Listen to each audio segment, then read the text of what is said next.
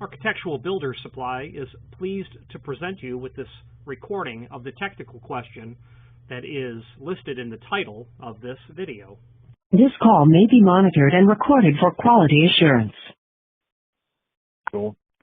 And it's a size 3. Do you have anything like that?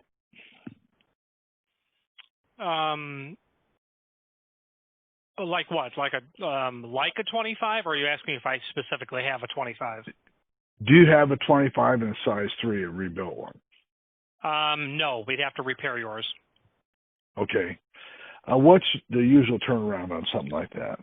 About 2 weeks. Okay, and then is it possible to change the bottom arm go from an old style to a new style? No, because it's the shaft that changes that. Okay, so you couldn't take the bottom arm off that would fit on the new style shaft. There's no compatible way to do that. None. Okay.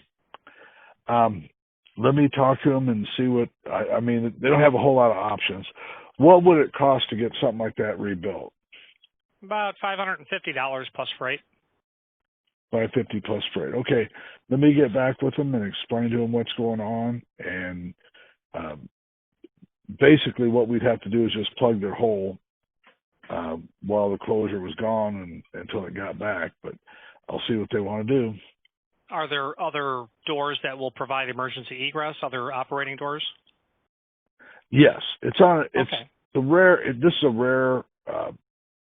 thing because it's on a home built in the 50s, and it was in the early 50s. So it's an aluminum door with a commercial floor closure on a residential house that you just don't see it very often. Agreed. Where in the United States is it? In Des Moines, Iowa. Huh. Yeah, that is it a modest house? Is it a mansion? What type of home was it? No, it's a there's no wood in this house. Everything, and there's no stairs. It's a pretty well built, designed house. It's not really absorbent compared to today's standards. It's probably less than 2,000 square foot, but it's just everything. It's just a little bit different. And I took it, when I took it up, I took pictures of it because I've changed a lot of Rixson floor closures, and I sent the pictures to their technical support department. Well, apparently no one working there at the time cared to go through it, so I found your company online. That's wrong. What you should have said was apparently no one working there was alive when they made the 25. Well, that's possible too. I happen to know the secret. I happen to know the secret person who, when they moved out of Franklin Park, Illinois, down to the Carolinas, he was their head of engineering. So I tap his shoulder when it's something that I don't know anything about. But that's the problem. The people that are there who are super awesome, they weren't making 25s when they got their start in the industry. Well, I've been around since '74, which is longer than a lot of people. And in fact, there's things that I've been doing that I'm not certified to do, but I've been doing it before the guys that are certified were born.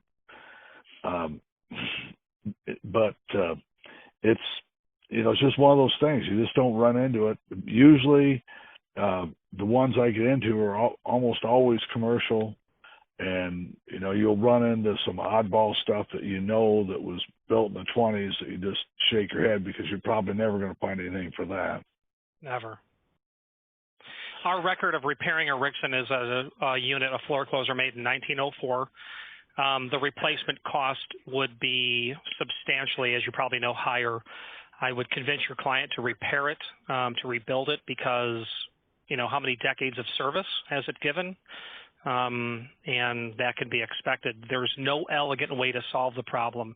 Now, having said that, I can sell you, and I wouldn't want you to do this at all, but I can sell you a pivot conversion, which is basically a ball bearing race that will sit over that spindle and allow you to bypass all the internal mechanism that will just allow the door to free swing.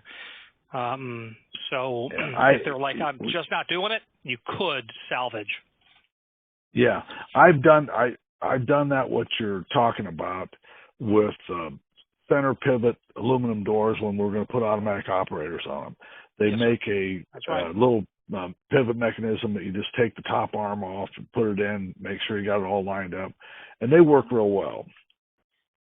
But you're switching that to an automatic, and that's good to know that they make such a product, because we do some automatic door work, and I do run into ones where they're in a floor closure situation, and go off and wondered how it would convert something like that. Yeah. Oh, yeah. That's a very common use for pivot conversions. We do it when someone says, "I'm just going to slap a 4041 on there. Just give me something to bypass the failing floor closer." Okay. Well, this guy, he's probably going to fix it right, because that's just the type of guy. Yes. Okay. Let me get back with him and tell him that his door would be out of commission, and we can lock it. He's got other ways around, so it's not like this is the only door and the only means of egress.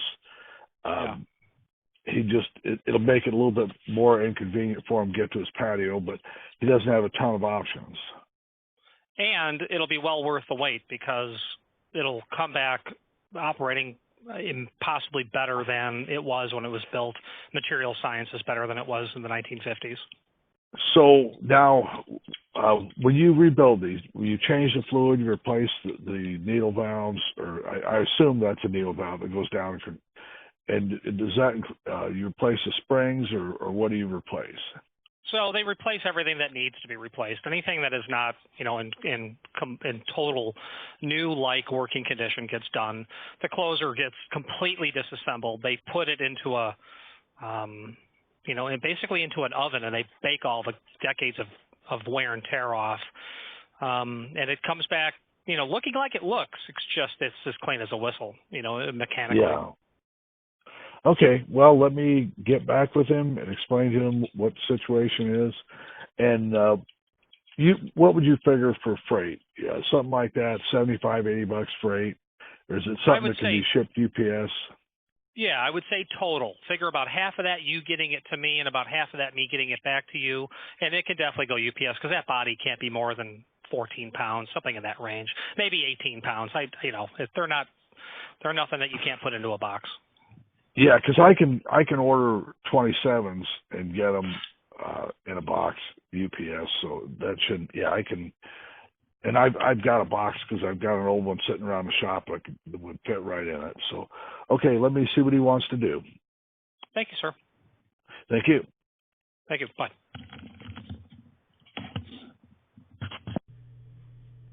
Architectural Builders Supply hopes you have enjoyed this program. Again, thank you for watching, and if you've enjoyed this video, please click thumbs up, please subscribe, and maybe even send the video to someone that you know. Thank you.